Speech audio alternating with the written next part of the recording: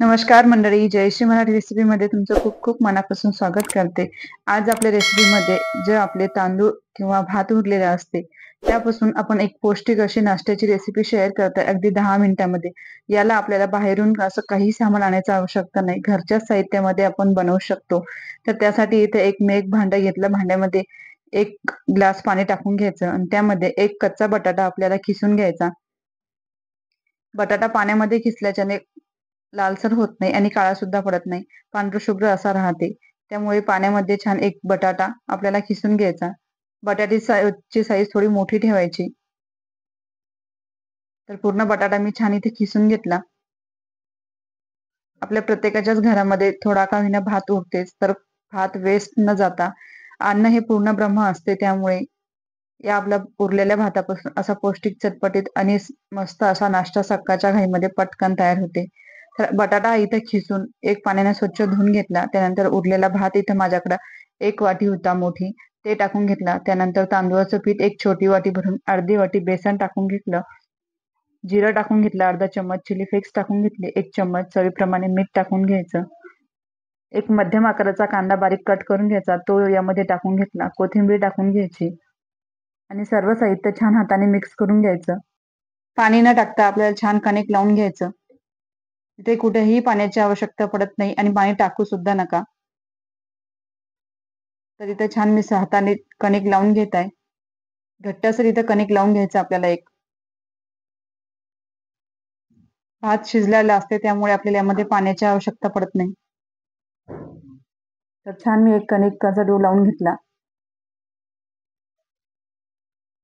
कणिकाचा 1 डो लावून झाल्यानंतर 1 प्लेट घ्यायची. प्लेटवर 1 पन्नी किंवा असं माझ्याकडे जे पेपर आहे तो घ्यायचा. तुम्ही पन्नी घेतली तरी चालते.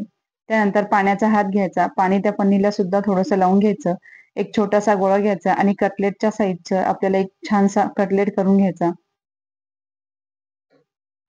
आपण शिळ्या भाताचे कटलेट बनवत आहे इथे. तर अशा पद्धतीने मी जसं व्हिडिओमध्ये दाखवते तशा पद्धतीने बनवून घ्यायचे. साईज थोडी जाडी ठेवायची, जास्त पातळ करायची नाही, तर जास्त जाडी पण ठेवायची नाही. तर अशाच पद्धतीने मी सर्व असे कटलेट इथे बनवून घेत आहे. याला आपण डीप फ्राय करत आहे. याला अजून तुम्ही तांदळाचं पीठ वरतून सुद्धा लावू शकता, ब्रेड क्रम्ब सुद्धा लावू शकता. आणि असे साध्या पद्धतीने बनवले तरी पण अगदी टेस्ट खूप छान होते आणि बाहेरून आपल्याला काही साहित्य आणायची आवश्यकता पडत नाही. घरच्या साहित्यामध्ये अगदी झटपट हे नाश्ता तयार होते.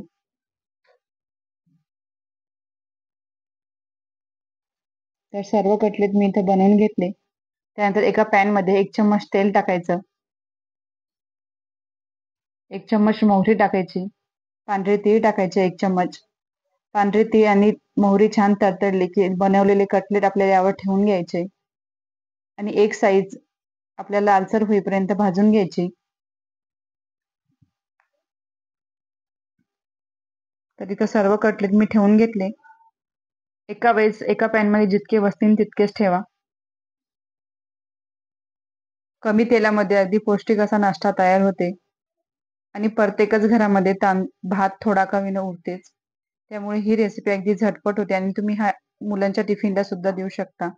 रात्रीचा भात उरलेला असला, सकाळचा भात असला, कोणत्याही भाताने तुम्ही हा रेसिपी बनवू शकता. एक साईड छान गोल्डन भाजून झालेली आहे. दुसरी साईड आपल्याला पलटून घ्यायची. दुसरी साईड सुद्धा तशाच पद्धतीने छान भाजून घ्यायची.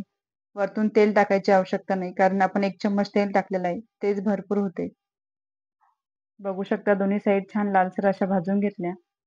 यावर झाकण ठेवायचं नाही, जेणेकरून खरपूस होणार नाही. झाकण जर ठेवलं तर खरपूस होण्यासाठी आपल्याला यावर झाकण द्यायचं नाही. तर दोन्ही साईड छान लालसर भाजून घेतल्या आणि आता एका प्लेटमध्ये काढून घेते.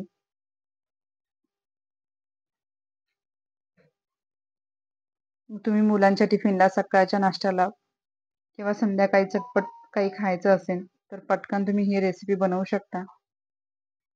तर कशी वाटली आजची रेसिपी कमेंटमध्ये कळवायला विसरू नका. भेटते अशाच एक नवीन रेसिपी सोबत. तोपर्यंत श्री स्वामी समर्थ. चॅनलवर नवीन असाल तर चॅनलला पटकन लाईक, शेअर आणि सबस्क्राईब करून घ्या. छान रेसिपी आपली तयार आहे. तुम्ही सुद्धा नक्की ट्राय करा.